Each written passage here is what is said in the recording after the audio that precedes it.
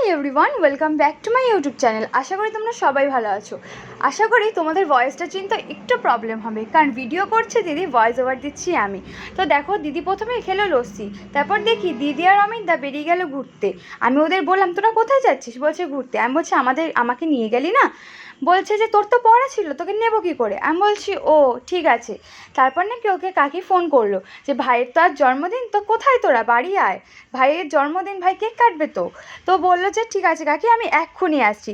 তারপর দেখো, আমি, দিদি আর একটা দিদি মিলে চলে গেলাম ভাইয়ের জন্য চকলেট কিনতে, কারণ ভাই চকলেট খেতে খুব ভালোবাসে।